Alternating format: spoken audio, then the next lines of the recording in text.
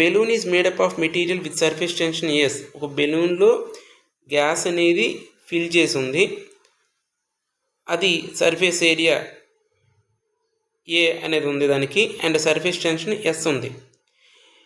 ఈ గ్యాస్ ఏదైతే ఫిల్ చేసామో దాని యొక్క డెన్సిటీ రో ఉంది. సో అది ఒక స్పెరికల్ షేప్ని తీసుకుంది విత్ రేడియస్ ఆఫ్ ఆర్. ఇప్పుడు అవుట్లెట్ దాన్ని ఓపెన్ చేస్తే గ్యాస్ అనేది బయటికి ఫ్రీగా వెళ్ళిపోవడానికి అవుట్లెట్ ఉంది. సో రేడియస్ అనేది ఏమవుతుంది, క్యాపిటల్ ఆర్. అంటే ఇనీషియల్గా బల్జ్గా ఉన్నటువంటి బెలూన్ అనేది స్లోగా దాని యొక్క షేప్ అనేది తగ్గిపోతుంది. ఇలా బల్జ్గా ఉన్నటువంటి షేప్ కాస్త గ్యాస్ ఎప్పుడైతే అవుట్ అయిపోతుందో నార్మల్ చాలా తగ్గిపోతుంది. అయితే ఈ షేప్ నుంచి ఈ షేప్కి వెళ్ళడానికి టైం టీ పడుతుంది అని అన్నాడు. అయితే ఈ టైం అనేది కొన్ని ఫ్యాక్టర్స్ మీద డిపెండ్ అయి ఉంటుంది. దేని మీద డిపెండ్ అవుతుంది అన్నాడు, is proportional to surface tension మీద డిపెండ్ అవుతుంది S power alpha, and area మీద డిపెండ్ అవుతుంది ఏ పవర్ బీటా, డెన్సిటీ మీద డిపెండ్ అవుతుంది rho power gamma, and radius R power delta. So ఈ పవర్స్ ఏవైతే ఉన్నాయో ఆల్ఫా బీటా గామా డెల్టా ఏవైతే ఉన్నాయో అవి ఫైండ్ అవుట్ చేయమని చెప్పాడు వాడు ఇచ్చిన ఆప్షన్స్ ప్రకారం. సో దాంతోపాటుగా ఏ అనే వాల్యూ ఏదైతే ఇచ్చాడో దాన్ని కూడా ఫైండ్ అవుట్ చేయమని చెప్పాడు. సో ఇన్సైడ్ అవుట్ సైడ్ ఉన్నటువంటి ప్రెషర్ డిఫరెన్స్ వల్ల గ్యాస్ అనేది బయటికి రావడం జరుగుతుంది. సో ఇక్కడ మనకి ఈ pressure is proportional to 2s/r అని ఒక ఈక్వేషన్ ఉంటుంది. అంటే ఒక బబుల్లో గ్యాస్ అనేది లేదా ఎయిర్ అనేది ట్రాప్ అయి ఉన్నప్పుడు ఎంత ప్రెషర్ అనేది ఈ సర్ఫేసెస్ మీద, ఈ గ్యాస్ ఫిల్ అయ్యి ఉంది కదా ఈ బెలూన్ లోపల, దీని మీద ఎంత ప్రెషర్ని అయితే అది ఎగ్జర్ట్ చేస్తుందో అప్లై చేస్తుందో ఆ ప్రెషర్కి equation P proportional to 2s/r. రెండోది ఏంటి, దీని నుంచి బయటకు వస్తున్నటువంటి ఎయిర్ అనేది ఏదైతే ఉందో అది ఎంత స్పీడ్గా వస్తుంది బయటికి అంటే it because of pressure difference.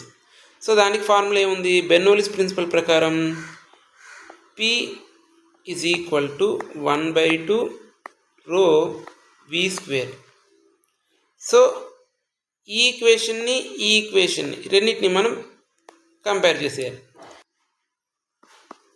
v is equal to square root over 2p by rho. So v is equal to 2 by rho into 2s/r. So ఫైనల్గా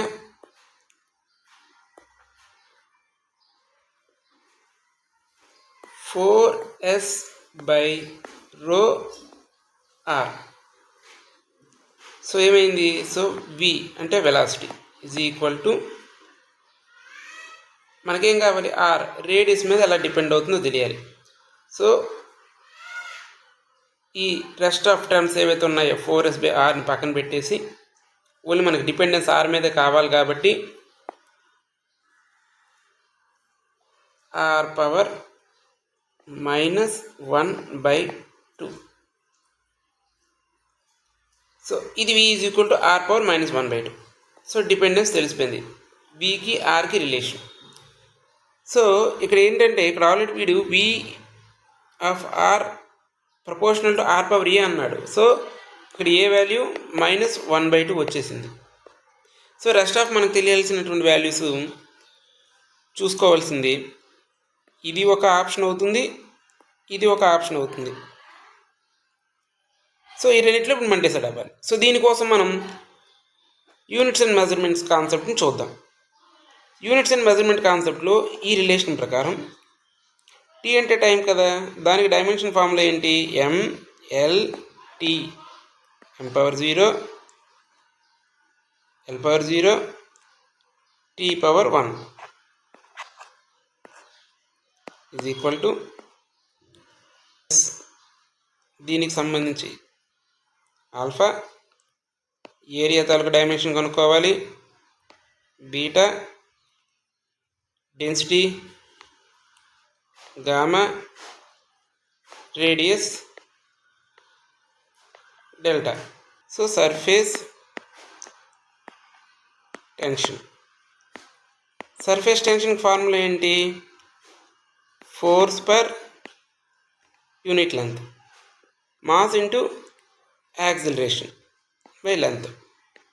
సో మాస్ యాక్సిలరేషన్ ఏంటి? L T power minus 2 m power 1 l power 1 t power minus 2, ఇది l power 1. Surface టెన్షన్కి m t power minus 2. Area L square. Density mass per volume కదా, m l power minus 3. Radius అంటే length dimension, m l t ఎవరిది? టైంకి సంబంధించిన dimensions is equal to m t minus 2 alpha ఉంది కదా. Area L square beta.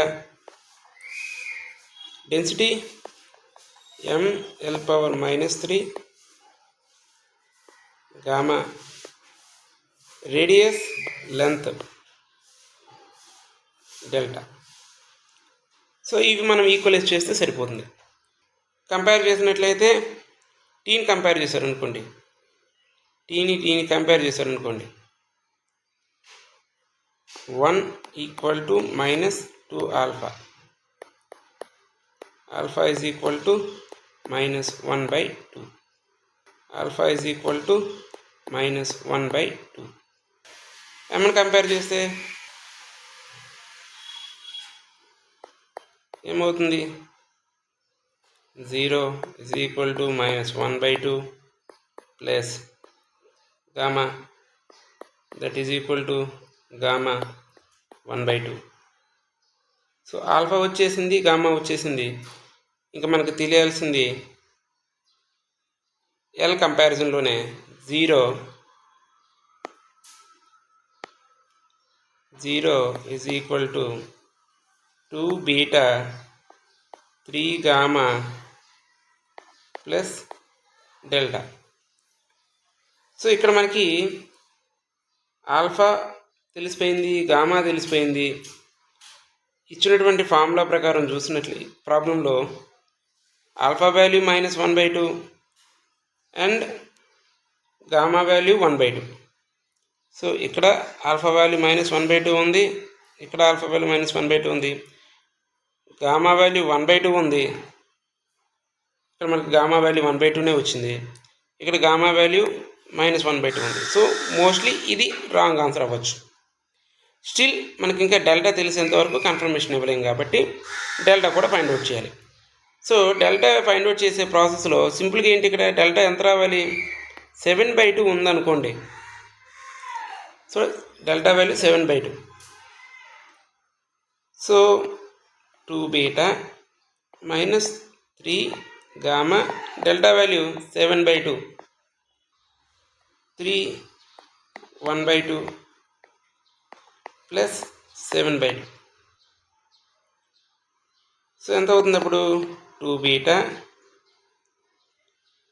Minus 3/2 plus 7/2.